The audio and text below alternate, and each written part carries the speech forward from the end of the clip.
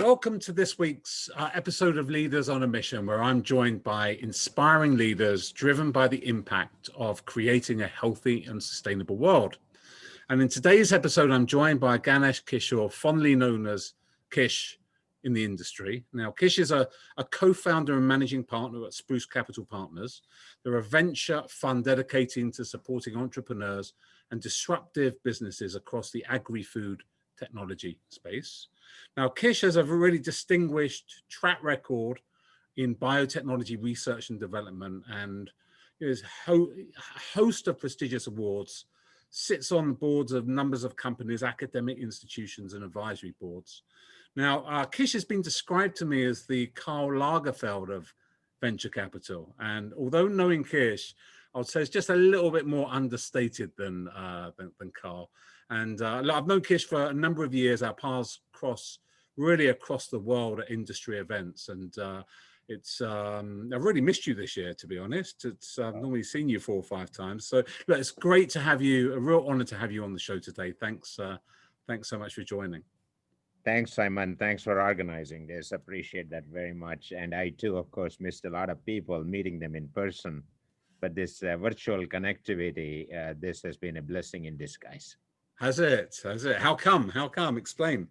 Well, in the sense that we have been able to connect with people all around the world, across United States where I live, and still carry on the business. It has not been an easy business. So every person that I have been associated with, they are heroes or heroines in their own right, because they have been able to put their own personal considerations aside and focus on the commitment they have made. And sometimes they have delivered beyond what they actually committed to accomplish during the year. And of course, being away from airplanes and hotels and restaurants has had its pluses as well, because it has created the time that we need to focus on some of the tasks on hand. Yeah, no, that's great. Yeah, that is great. Although I know how much you love the personal kind of interaction. I love watching you at events. I always see you always. You're number one, you can't get a minute with you. You've got people queuing up, over the years, the connections and the discussions. And I always look at the discussions and the people that you speak with, and I think, well, if Kish is getting a business card, that will work for me as well. I've done that a couple of times, basically, but it's always fascinating. And I really get a sense, especially at the likes of Symbio Beta, I really get a sense that, it's more than just a job. I see how much you love the dialogue, the discussion, that really kind of comes across to me. I really see that both with you and Roger. And you really get the sense that you love being at those events. So I would imagine you've probably missed that to a certain degree. Absolutely, because in most of these video conferences, which is what we typically schedule, there is no time for what I call water cooler conversations. And the water cooler conversations are when people really open up, talk about the good, the bad, the ugly that you would never share in public. But it is that openness that is at the heart of creativity and innovation.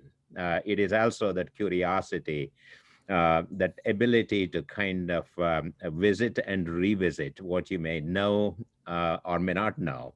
That is at the heart of what we do, because innovation actually is spurred by these informal dialogues, and I miss that very much. Yeah, absolutely. Well, look, 2021, we're not far away, so hopefully we can get back to that. And but let's take it right back with you. I'm fascinated to know, growing up, as you were growing up, what the major kind of influences were that really helped shape the ideas and aspirations of a young Kish. Yeah, that's a great question. In fact, your question makes me kind of go back to my life. I won't tell you how old I am, quite old. But in the 1950s, when I was a little baby, it was a tale of two cities and a village for me. Mumbai and Mysore. Those were the two cities that I was associated with. Grandparents in the city of Mumbai, and a village called Piriyapatna near Mysore, which is where I spent my summer holidays on a farm where we had cows and water buffaloes, grew everything from mangoes to papaya to arecanut to coconut to rice farming, legume farming. So I got exposed to lots of different types of life. My father and grandfather were both entrepreneurs. My grandfather had a machine tool factory in Mumbai where he made a lot of machines, electric motors, things of that nature. And my father built machines from woodworking lathes to metalworking lathes to hacksaw machines, drilling machines. He also had a transportation system. So he had buses, a fleet of buses. British Leyland, he actually was the fourth customer in India for British Leyland. So it kind of exposed me to lots of different types of businesses, put me in touch with people from various vocations, leaderships, political leaders, business leaders. My father was one of those people who took his children everywhere. My brother and myself, my sister, we went around visiting, various people. We were in meetings. We had no reason to be there, but he took us there. And so it kind of exposed us to various facets of life. And having these machine tools in our own home, it also allowed us to experiment. We used to make our own cars, toy cars, our own rockets, so that we could light the firecracker underneath that and see it launch wooden rockets, so to speak. So we were very experimentally oriented. And my dad also exposed us in terms of managing nature's processes in a very, very non-intrusive way. So in agriculture on the farmland, we actually made methane, biomethane, in the late 50s. We had our own biomethane where all the cow dung and the buffalo dung was piled up, and he would siphon off the gases and use it for heating at a time when there was no electricity in the village. So these were some of the remarkable things. And we also had a bullock cart where my dad actually put the axle and the wheels and all that kind of stuff. So yeah, on rubber wheels, what was actually a bus tire, we were able to run these bullock carts. So we had lots of opportunities for expressing our curiosity in an actionable way. And I think that laid the foundation for what I was to become later on. And I must also mention to you that I was a fairly naughty kid at the age of 3. I would sing and ask all kinds of curiosity driven questions. So I was packed off to a school at the age of 3. At the age of 3, at the age of 3. By the way, being naughty is, you mentioned about asking questions. That's not being naughty. Well, but I would ask questions which they didn't have the answers to, and they didn't have the time to waste. I would ask questions like, why is milk coming from the cow, and why does it come only at certain times and not at all times? So basically, I went to a school. The only school that would take me at that age, and then when I was 6 years old, I moved to a convent. I must also mention to you that our family, my great grandfather was the chief scholar at the royal court of Maharaja of Mysore. He had a PhD in English and a PhD in Sanskrit. So he was very well known. He actually translated into English and Sanskrit the very first book on economics that has ever been written in the year 330 BC, called Arthashastra, which actually translates into the laws of economics, which included the laws of taxation and how the tax money should be used for principal expenditure, like providing security to the citizenry and using it for public good. So it was really heartening to kind of grow up in an environment where you are exposed to this kind of intellectual dialogues. So it shaped my life in a significant way. And all these experiences finally culminated in the 60s when I read about the work that Dr. Khorana was doing in terms of synthesizing RNA, tRNA, the deciphering of the genetic code, the pioneering work of Watson and Crick, which I had the pleasure of learning about when I was only 13 years old. And I was also, of course, fascinated by John F. Kennedy's mission of landing people on the moon. So we really grew up in a very rich, culturally diverse environment. I had friends who were Muslim, Christian, Hindus. So I would say that we were more liberal in our thinking in the 60s than we are today, which is really unfortunate that our societies have moved in the direction they have moved. But nevertheless, it was that openness that led me to choose a life of biochemistry. My own dad believed in the future of the electrons and the Mm. electronic industry, the software industry. He thought biology was a discipline for schools and colleges, but not for real practical applications. But I was studying about how vaccines came about, how vaccines would protect us, how the deciphering of the genetic code would allow us to make not only food products, but medicinal products, to also think about green revolution that was occurring in India at that time from the perspective of feeding our societies. So it really kind of exposed me to all kinds of breathtaking innovations that were possible. And I used to tell my dad that just like he designs his machines using the principles of physics and engineering and mechanics and so forth, there will come a day when biology could be leveraged the same way for building machines that are much smarter, much more intelligent than what he is able to. And much to his chagrin, I decided to study biology and do PhD in biochemistry. And I'm Yeah, very yeah. delighted that I chose that life because I was also driven in terms of applications, leveraging the knowledge that we had at that time for purposes of making the world a better place. And so after my PhD and postdoctoral training, I was able to join Monsanto. And my decision to join Monsanto was also driven by the fact that here was a company which had committed itself to getting into biology as a foundational science for its future. This was a company that was founded by an Englishman by the name of John Queeny, who had aspirations of addressing the needs of American society for imports that could not come from Germany during World War One. So saccharin, sulfuric acid, making aspirin, those were the foundations of that company. We felt like we were doing exactly the same thing in 1980s, leveraging modern biology to make foundational molecules.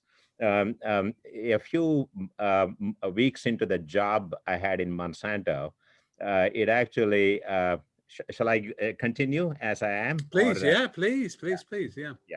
So a few weeks after I joined Monsanto, I started working on a molecule called NutraSweet, aspartame, NutraSweet being the trade name, aspartame being the chemical generic name. And we basically took all the principles that we had studied about enzymes in school and basically inverted it, meaning that we ran all the reactions not in the direction they were supposed to go, but in the reverse direction. So we were able to make amino acids and we were able to make peptides all by reversing enzymes which were actually normally for a living ran the reaction in the forward direction. We ran them in the backward direction. And that, of course, was recognized within Monsanto. And within 3 years, I was offered the position of head of plant biochemistry. And I told my Monsanto leaders that I had very little knowledge of plant biology to be the leader of plant biochemistry. And they sent me to visit a professor at Washington University's who was teaching biology, very well-known researcher by the name of Professor Warner. to talk to him about plant biology and plant biochemistry. And as soon as I walked into the room, Professor Warner wrote an equation. Plant biology minus photosynthesis equals 0. And his first question was, have you studied photosynthesis? And I said, yes. And he said, well, if you know everything there is to learn about plant biology at this point of time, boosted my confidence, boosted my ego. And of course, I took on that task and led the team at that point of time to make crops resist the herbicide Roundup. Glyphosate, which is the active ingredient of Roundup, although it has come under much pressure of late, is a very simple molecule in terms of its chemical structure. But this molecule is capable of killing almost all plants, all green plants. And the reason it does so is because it interferes with a pathway in plants, which leads to the production of aromatic compounds. And we humans, we have to get aromatic compounds in our diet. We cannot make them. So this was a very, very non-selective herbicide. There is a story to be written on glyphosate itself, and indeed it has been written on how it was discovered. But be that as may, my task in life was to take this non-selective herbicide and make it selective so that crops would not be killed by the use of the herbicide, and it could be used in weed control, in corn, in soy, and so forth. It took us 13 years. My hair, which was pristine black at the time when I took on that project, turned gray over that period of time. But we were able to put that product, the very first product of plant biotechnology, along with a couple of other products, into the marketplace. Roundup Ready soybean, which was the first product of our innovation. It was commercialized in 1995. So 1983 to 1995, we had to make many, many inventions, which under normal circumstances, and I will tell you why I call it normal circumstances, um, uh, it should have won multiple Nobel Prizes, because we were able to introduce and express genes in crop plants during that process. We were able to discover the genes that were capable of providing resistance to this herbicide. And after having commercialized the product, we were also able to move agriculture from tillage agriculture into no-till agriculture, which is a very eco-friendly way of farming. So those are all recognitions which are worthy of, those are all inventions that are worthy of recognitions of their own kind. But it is unfortunate that because of non-acceptance of GMO products, these have not been the socially, politically correct things to do. So my belief is, although it has made a lot of money for the company that commercialized the product, namely Monsanto, made a lot of money for customers, namely the growers. It has made the world a better place. Still, we are in the situation we are in. Yeah, wow, that's I never realized it took so long.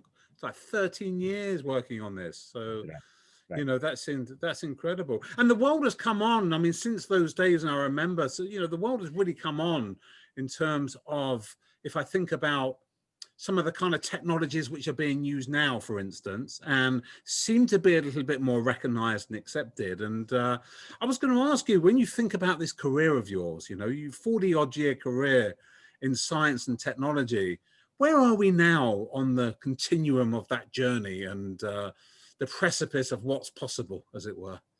I think we have come a substantial way, although we still have many, many more opportunities to create breakthroughs. We still don't know, of course, how the genetic code ultimately creates the phenotypes, as we call it, which is the expression of the information that is embedded in the DNA, because it is not a linear relationship between the DNA and what we see as an activity, biological activity. There are many, many points of control, many, many redundant systems that can put brakes, that can regulate the expression. So in that regard, we still have some ways to go, but be that as may, Our ability to take the sequence of a virus like the COVID-19 virus and then translate that into a vaccine, and not just any ordinary vaccine, but an mRNA vaccine where we don't have to inactivate the virus, multiply the virus in large quantities, creating a hazard of its own. This is a remarkable journey. Diagnostics were available within a couple of months after the virus sequence was known. The vaccines are available within 9, 10 months of knowing the virus. So we have come a long way. And likewise, in the field of biotechnology outside of healthcare, we have also made progress towards improving crops. Today, crops are able to protect themselves against insects, against fungi, against some stresses like drought stress, against excess moisture, flooding stress. We are also working on improving crops towards their resistance to lodging. Some of it is related to wind, which can cause these crops to lodge. Change the architecture. The first green revolution was about semi-dwarf wheat. And the other thing is our relationship to agriculture today is more in the context of food and feed. But we humans have forgotten that 10,000 to 12,000 years ago, when agriculture started, it started meeting all societal needs. In fact, in the 50s that I mentioned to you, when I used to go to our farm, there was zero waste. The water never got polluted. The air was about as pristine as it could get. So the reason why it was so was because agriculture was used as the foundation not only for food and feed, but also for fiber. It produced the fuel that we needed, and it was also the source of fitness and therapy. So the eco health was being managed by cyclical processes, the foundation of circular economy that we talk about.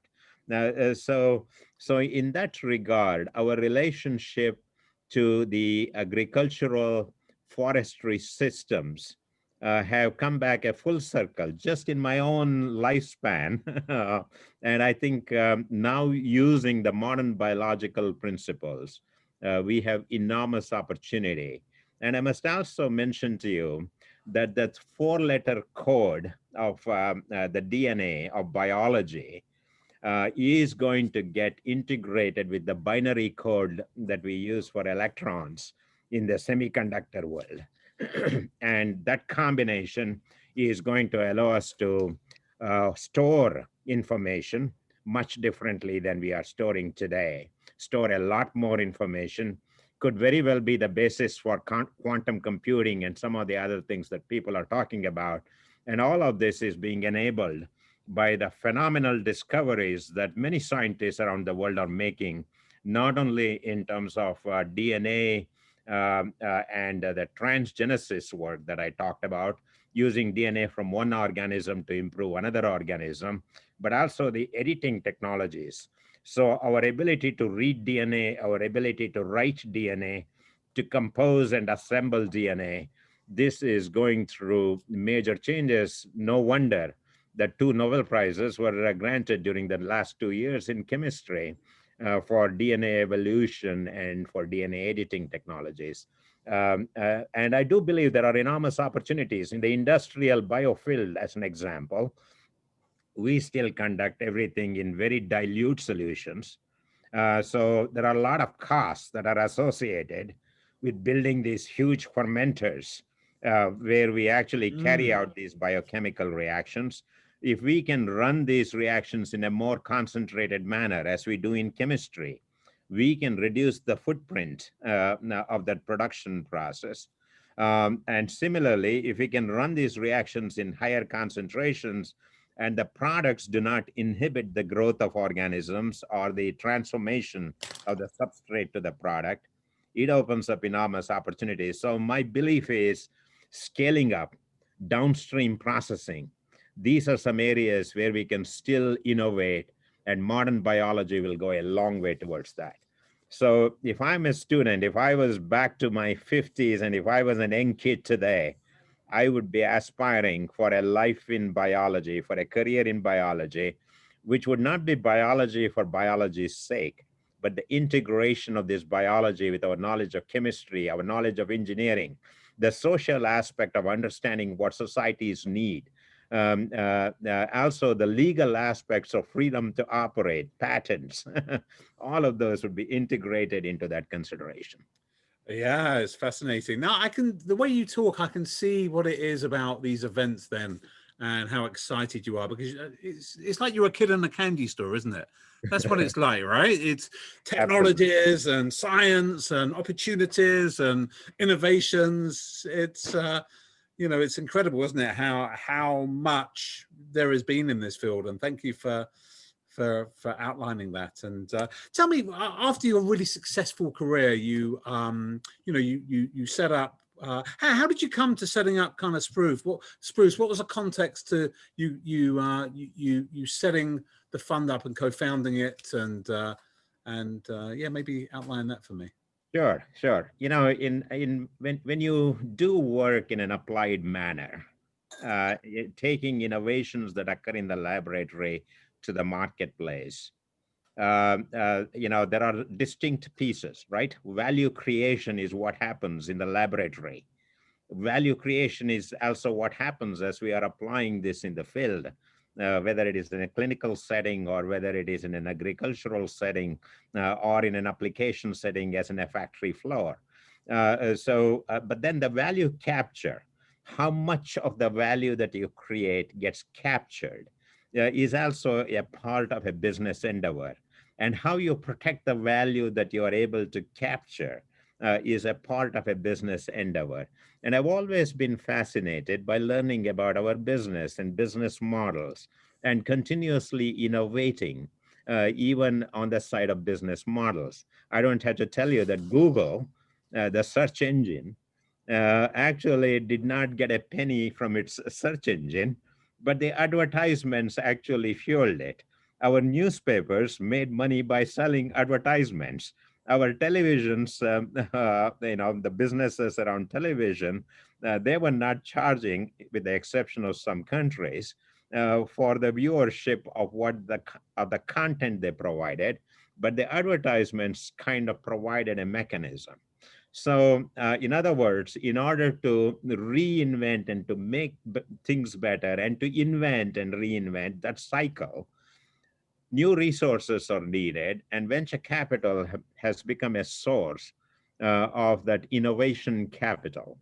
I would say that what I did in Monsanto was intrapreneurship, where the corporation took resources from what was then an existing business and financed our R&D activities, not just for purposes of publishing papers, but to actually create products that fuel the growth of the company in terms of products and services. And that's what we did. That's what I did in Monsanto. That's what I did in DuPont.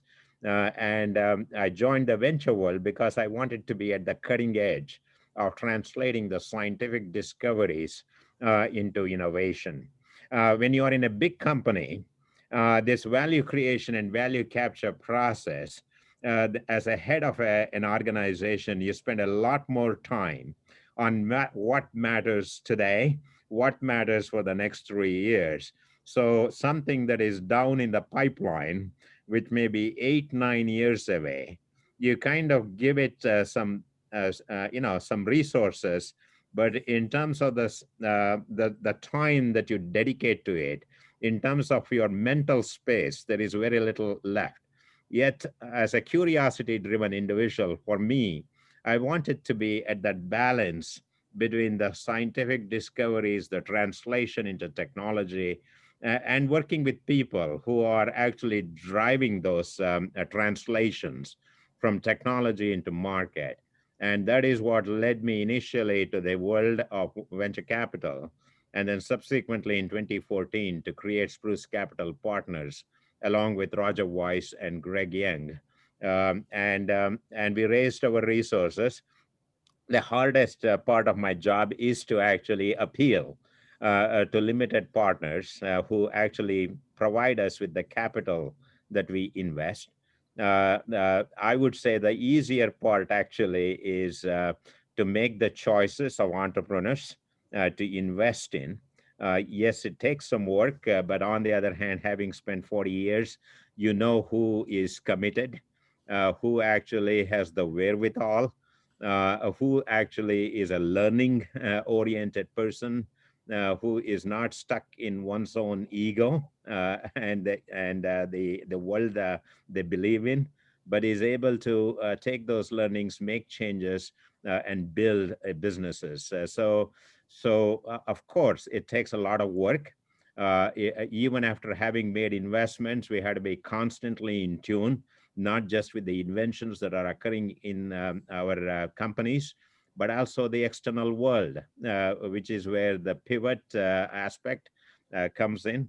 Also, sometimes our own companies make the discoveries, and it allows us to discard what we were pursuing in favor for what is a newer opportunity. So those features, of course, that is what I enjoy most. That is what kind of creates a transformational loop where we do things, and then by doing things, we learn from it, and we improvise ourselves. And to me, that is the most fascinating aspect of what I do, working with people, learning from others, imparting to others my own viewpoints, and then in that process, creating the new.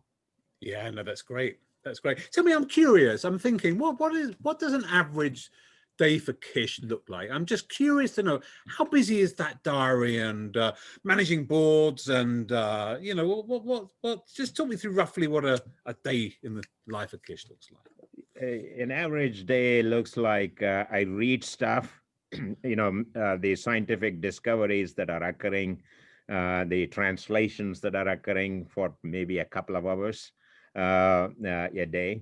I spend the time talking to the entrepreneurs that we have invested in, or the entrepreneurs that we might invest in. As I'm an entrepreneur myself, so I talk to the companies where I'm an entrepreneur. So that might take about a couple of hours of my time. I also deal with the companies where we are investors or where I'm on the board of. That might take anywhere from 30 minutes to an hour, depending upon the issues that we are dealing with. And then I kind of try to synthesize what we wish to do. Also, of course, think about the financing aspects of either the companies that we have invested in, or new fund that we want to raise, or the new company that we may want to float. So an average day is occupied with many of these things, besides, of course, my time with family, which is a hard one to kind of balance. So there are times when life actually is the major part of my day, and there are times when work is a major part of my day. So I don't try to balance it on any given day, but on the whole, I try to keep up with all of those aspects, because I learn from all of them, and I try to approach them from the spirit of being present, which means that I'm actually listening in addition. Tell me, Kish, we just on a couple of things you've said there. Is being present something you practice, or is it something now that you've learned and comes, when you're out of sync with it? Or do you need that time? Do you need the quiet time to find that kind of that space? Well, very early in the morning when I get up, usually I kind of think about the day. And also, of course, kind of shut down all the neural circuits just to take a deep breath, to connect with my own internal organs. And I do that at the end of the day as well. So it probably takes about 4 or 5 minutes of deep breathing and contemplation. And after that, I do not spend much time thinking about it. I focus more in terms of being present and action oriented. Yeah. Okay. No, great.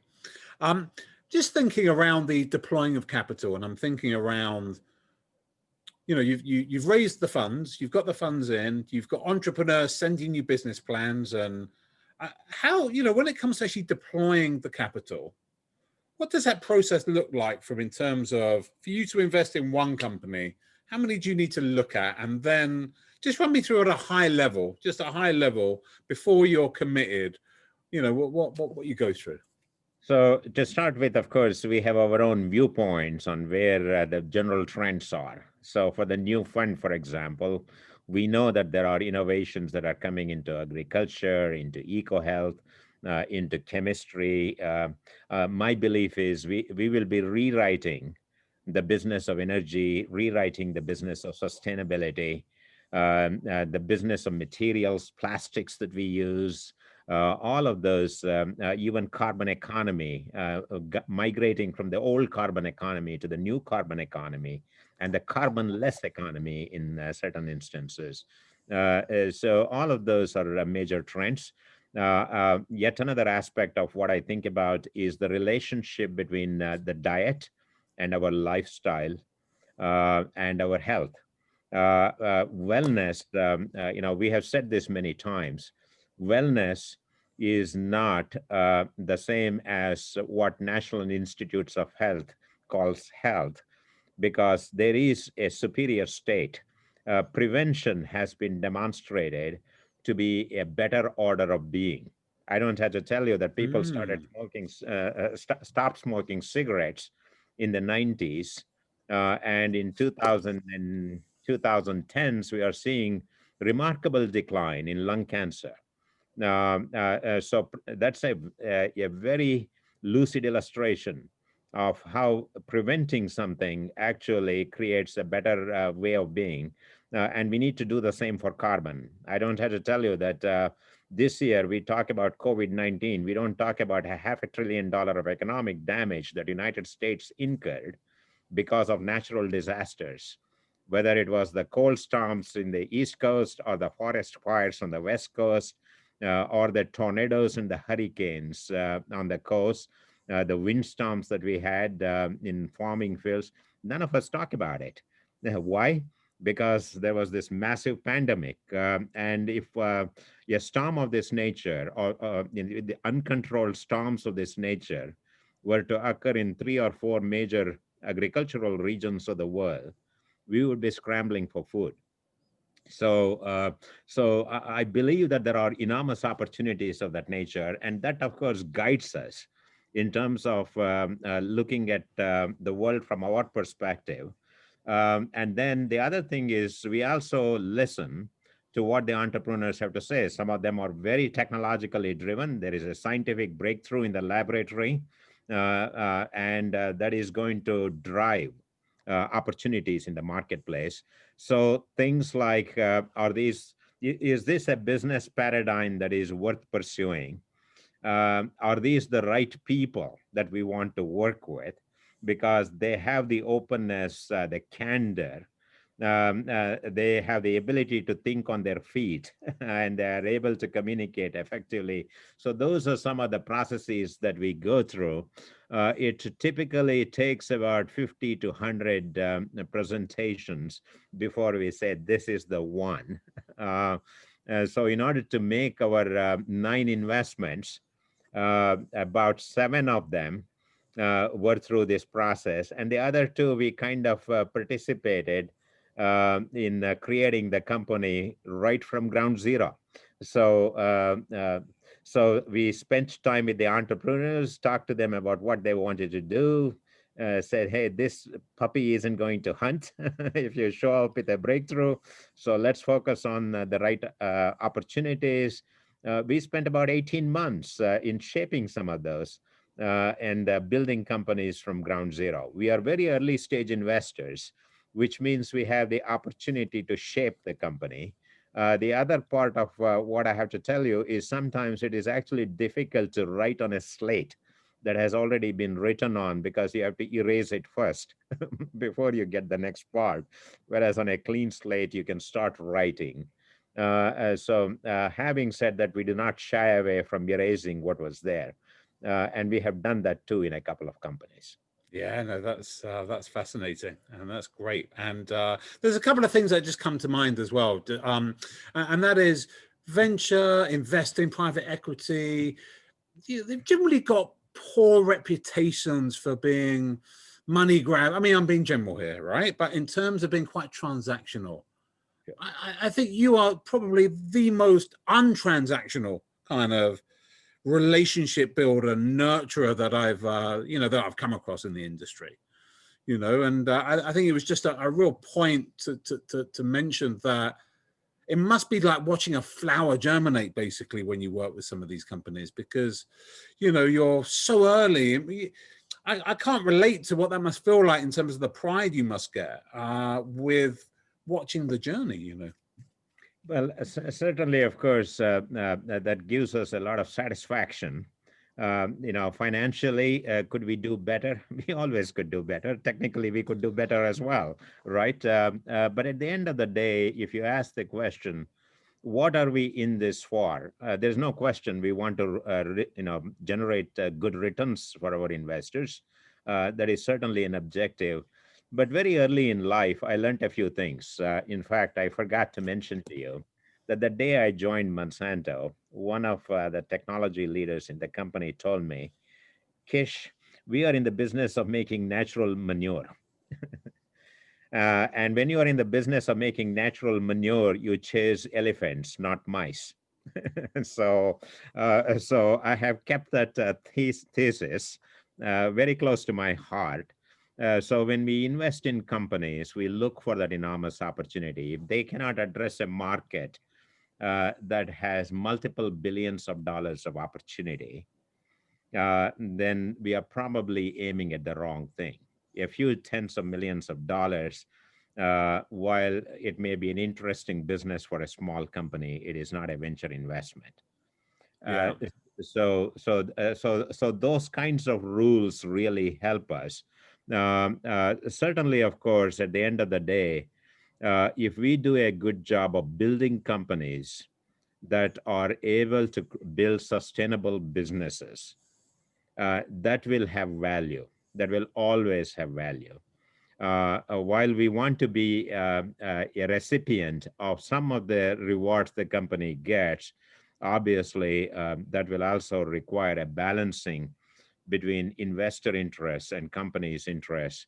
And we try to err on the side of providing the company the resources.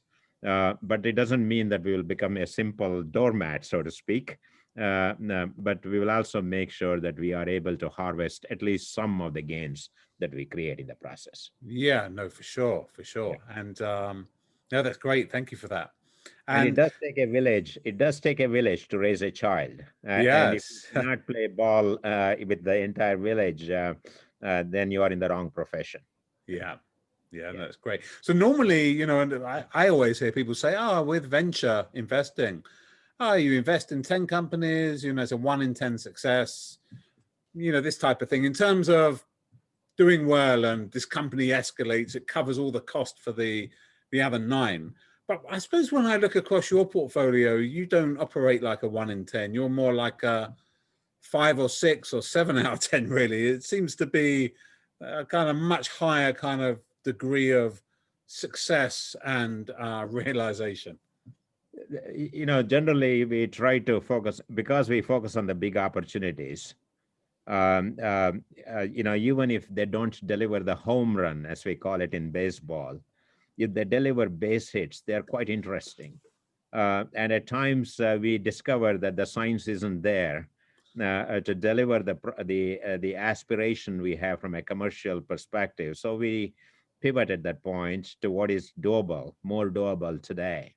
But we pay attention to two things. One is the platform technology on which the company is founded to constantly make that better. But in addition to that, to pay attention to the application of that platform, because there's no point in having the potential without actually translating that to realizable goods and services near term. So it is that balance that we seek, and we work with other investors in that process, so that we can create that. And I tell people that 100% of zero is always zero.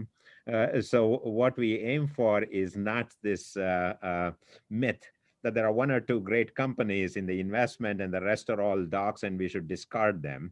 But the notion that when we make an investment, there was an idea, there was a possibility, there was a concept, there was a platform which we could nurture. And therefore, by nurturing that platform, if the first application isn't the right application, there are other applications to fall back on. And that's one of the reasons why you don't see us failing that often. But having said that, in the venture world, you do take risks. There are some Midas Gold programs that come despite our best technical verification and best application of the principles of physics and biology. We do make mistakes, so it does happen. And sometimes technology takes a lot longer than it should. And businesses, the climate changes, the business interests change. So there are risks that are associated with it. So success or failure of building an institution is not just about choosing the right technologies, the right choices regarding products. There are a number of other forces at work. I am a strong believer in luck playing a role as well, but luck always favors the prepared mind. Oh, yeah, absolutely. No, that's great. So what about a situation where you've got a brilliant technology in an addressable market, but the people just aren't doing it for you? Have you had situations before where you've gone, oh, no, no, no, no? Or would you err on the side of caution? Well, oftentimes, the most difficult conversations that you need to have are the people conversations. It's not that people aren't competent or people aren't good or they have agendas of their own, but oftentimes they may not be capable of, shifting themselves from one modus operandi to another modus operandi. The competencies they may not be willing to learn. Because some people have a know-it-all attitude when it comes to businesses, right? So yeah, we have had those conversations. In those situations, if you recognize it early, we have the conversation up front and say, hey, you CEO or you CFO, you may have to go. So let's start on the journey and let's bring in somebody to the board who may become a candidate for the CEO. Or sometimes in the middle of the journey, we learn that the CEO, the CTO, or the CFO isn't the right person. We may have to make changes. People decisions, I would say, those are hard decisions, but there is not a single people decision that we have made in the context of venture-backed companies that we have regretted. Right. Okay. Yeah. Okay. That's In fact, the question always is, why did we not make the change earlier? It right. is never a Okay. question of, yeah. That's interesting. And like final thing around that, then, if you when it comes to the individuals, because you invest early, you invest in leaders who are unproven when it comes to building and scaling teams. So if there were the top three things you were looking for an individual to have as a competence or a skill, what would they be? Well, the number one is passion. You cannot put passion in the heart of people. This is where the heart part comes in. If they are not committed, if they're not passionately committed, that is probably not the right person to back. And it is passion in such a way that they are willing to enroll others, but also be enrolled by others. That openness that I talked about, that curiosity that I talked about, that humility that I did not talk much about, but it is embedded in this lifelong commitment to learning. If I don't see some of those attributes, and this is where the combination of the heart and the brain comes in, and that, of course, is the heart of every investment that we make. And that's why you see the CEOs of these companies being able to articulate their vision, their own ability to navigate through thick and thin. Because there will be good days, there will be bad days as well. You have to learn to navigate those, take those in stride. There will be disappointments. You have to be able to live with it. There will be people who will be trying to steal from every, not just the wallet, but from your bank. So you have to be you have to be able to kind of navigate those kinds of rough terrains that you will encounter. So people that we invest in have that. And the other thing is, we surround themselves with adult talent sometimes, just so that they can guide them through these difficult situations. And people who are really into learning, this lifelong learning commitment, and that they're able to take in stride every learning that they can get to achieve the passionate commitment that they signed up for.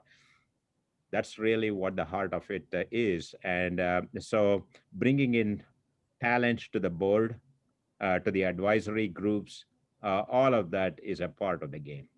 Fantastic. Fantastic. Kish, it's been an absolute pleasure. I've really enjoyed the conversation. It's been great to have you on. Thanks for being so open and sharing. Simon, thank you very much for organizing this. It gives me, first of all, a great pleasure, especially given the times, to wish you a very happy holiday season, a very Merry Christmas. And I look forward to 2021, where we hopefully will have much of an opportunity to interact and build some other companies, because you provide the people talent that we need. And that is what this journey is about, working with other people to build companies and provide solutions.